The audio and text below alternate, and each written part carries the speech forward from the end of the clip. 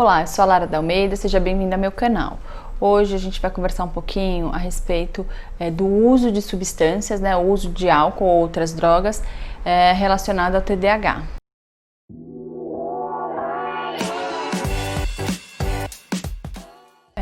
Existem muitas pesquisas já relatando, as pessoas que sofrem com TDAH acabam fazendo um uso com mais frequência e em alguns momentos exagerados, em alguns casos até acabam sofrendo da dependência, relacionada ao álcool ou às outras drogas. Então, eu queria conversar um pouquinho com vocês a respeito disso, porque a gente já sabe, então, que o TDAH, ele tem uma questão relacionada à hiperatividade e impulsividade, então, ou seja, a pessoa que sofre com TDAH, ela vai ter uma dificuldade maior de controle de impulsos. O que significa isso, Eu vou ter uma dificuldade maior de controlar os meus comportamentos, Então, à medida em que eu faço uso de qualquer substância, eu inicio esse uso e eu acabo me excedendo.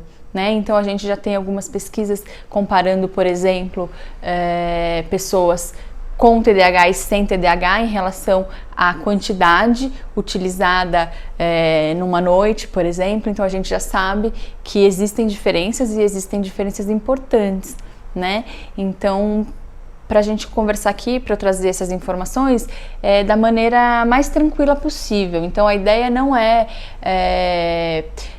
crucificar ou julgá-los em relação a isso, A gente sabe que principalmente o álcool, a gente tem uma questão cultural envolvendo o uso do álcool, então as pessoas se reúnem para comemorar, para um jantar, para uma festa e ele faz parte, do nosso convívio social. Mas a ideia aqui é trazer informações, então dizer que a gente sabe que o uso é muito comum, que é frequente, que existe até uma banalização em relação ao tema, mas que de qualquer maneira a gente precisa conversar sobre isso. Por quê? Porque qualquer uso de substância, inclusive a medicação, também, que é uma substância, mas aqui o foco não vai ser esse, ela vai causar efeitos biológicos, ou seja, a gente vai ter efeitos no nosso organismo, Então a gente sabe que o álcool ele é um grande depressor do sistema nervoso central, Então o que acontece? Ele causa, então você faz o uso do álcool, você sente uma euforia, Então naqueles momentos em que você aumenta a dosagem, chega um determinado momento, ele causa uma euforia muito grande, mas depois ele deprime o sistema nervoso central.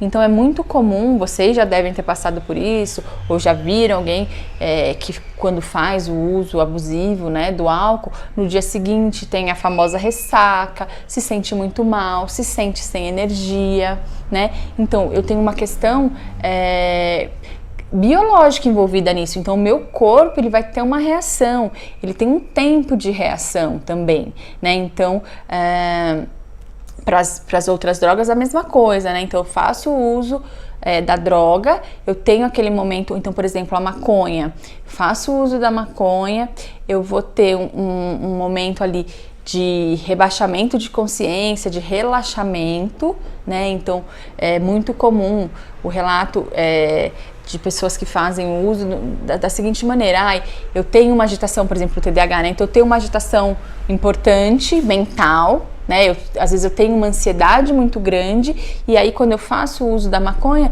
eu sinto um relaxamento, Eu tenho um rebaixamento da consciência. Então toda aquela agitação, aquela preocupação, ela quase que desaparece, Ou ela diminui bastante. Só que qual que é o grande problema?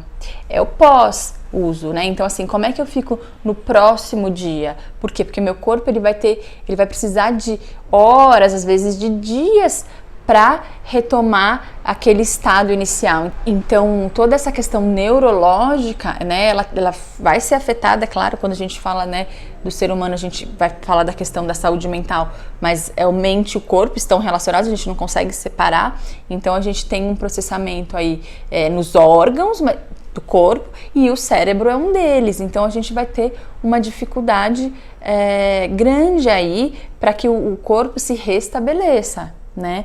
Então, é muito comum que a gente perceba, então, que a pessoa diga, olha, eu me sinto muito estressado ou muito nervoso, então eu faço uso da bebida, eu faço uso da maconha, eu faço uso de algumas outras drogas, mas vamos falar bastante do álcool e da maconha, porque eles causam esse relaxamento. Se a gente for pensar na cocaína, por exemplo, já tem um efeito um pouco diferente, né? Já tem um efeito que não é tanto de relaxamento, é mais de euforia. O álcool, ele tem uma euforia no momento, mas depois ele pode causar até uma certa... um desânimo, assim, vocês podem ver, às vezes a pessoa bebe demais, aquela pessoa que chora, que abraça, mas enfim, num primeiro momento ele causa euforia, né? Mas pensando no nosso corpo, ele vai agir como um depressor do sistema nervoso central, né? Então a gente vai ter no dia seguinte uma série de problemas. Para todas as drogas, depois, como o nosso organismo vai metabolizar tudo isso, é que vai trazer uma série de transtornos. E o que acaba acontecendo então? Né? E aí, se vocês vão perceber em vocês ou observar, uma série de questões que são comuns de quem já fez o uso alguma vez na vida ou que faz com frequência, mas enfim. Então, eu sinto uma euforia, eu sinto um prazer pontual, eu sinto um relaxamento, porque eu tenho um rebaixamento de consciência, mas no dia seguinte, nos próximos dias, eu vou ter uma série de sensações ou emoções que não são positivas. E aí, o que pode acontecer? Se eu usei o álcool e tô de ressaca, né, vamos falar numa linguagem bem simplificada para que vocês entendam, é muito comum que as pessoas digam o quê? Acordou de ressaca, toma outra cerveja que você fica bem, né? Ou acordou, não tá bem, eu acordei, enfim, com qualquer tipo de mal-estar, no dia seguinte eu faço uso de novo. Então, esse é um perigo muito importante, isso vocês têm que ficar atentos também. Então, por que acontece? Eu fiz o uso, eu tive um ganho com ele, o dia seguinte me traz mal-estar, me traz problemas, e aí eu posso achar que uma solução possível é fazer o uso novamente. E o que vai acontecer? Eu vou criando hábitos, né? Então, além da questão biológica, porque se eu estou colocando substâncias no meu organismo e o meu organismo vai reagindo a isso, primeiro eu vou ficando tolerante à substância. Então, se eu for beber, para eu chegar naquele estado de euforia, eu vou ter que beber 2 vezes mais, 3 vezes mais, ou usar qualquer outro tipo de droga. Eu vou tendo que aumentar a dosagem, porque meu corpo vai ficando tolerante àquilo, e eu vou tendo a ressaca, eu vou tendo os efeitos dos dias seguintes cada vez mais agravados. E aí isso pode fazer com que eu cada vez use mais e use com mais frequência, né? Então esse que a gente tem que pensar que é um ponto muito preocupante, né? Tudo é bem preocupante, né? Ai, Lara, mas você não bebe, mas não tô, assim, o que eu não quero dizer assim para vocês é não faça nunca, né? Quem sou eu para dizer o que vocês devem fazer ou não? O que eu quero só trazer as informações é de como o organismo de todos nós vai reagir de maneira geral e quanto isso vai se tornando muito perigoso. Por quê? Porque eu vou aumentando a dosagem e aumentando a frequência. Então, eu bebo cada vez em quantidades maiores e em mais dias da semana, por exemplo.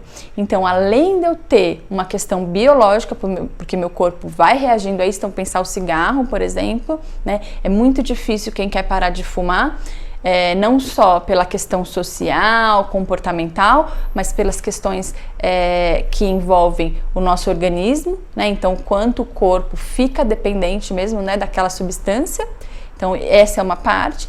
E a segunda parte são todas as questões sociais que envolvem isso. Então, se cada vez eu vou colocando na minha rotina, introduzindo na minha rotina, que depois que eu chego do trabalho, eu vou fazer o uso do álcool ou vou fazer o uso de qualquer outra substância e eu vou repetindo esse comportamento ele vai se tornar comum da minha rotina. Então, eu tenho 2 questões importantes, tanto a questão bioquímica, biológica, que são as reações que eu vou ter nos meus órgãos, né? E tanto as questões relacionadas à minha rotina e aos meus comportamentos. né? Então eu tenho duas questões associadas que vão se misturando e vai ficando cada vez mais difícil, né? E aí, quando a gente vai pensar na pessoa que sofre com TDAH, né, que tem uma dificuldade de controle de impulsos, então vai ser muito mais desafiador conseguir lidar e controlar essa situação à medida em que isso se torna rotina no meu dia a dia. Tá? Então, de novo, aqui são informações que eu quero passar para vocês, que é preciso que a gente converse. Não estou dizendo ou fazendo crítica ou julgamento, pelo contrário, né?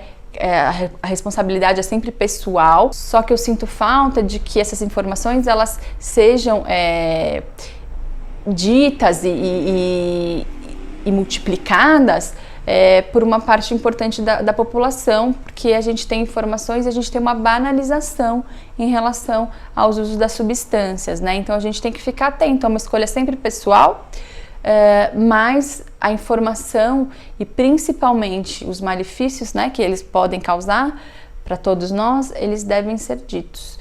Imagino que vocês possam ter alguma outra dúvida. Se tiver, comenta aqui comigo nesse vídeo ou entre em contato comigo nas minhas outras redes sociais. Até logo!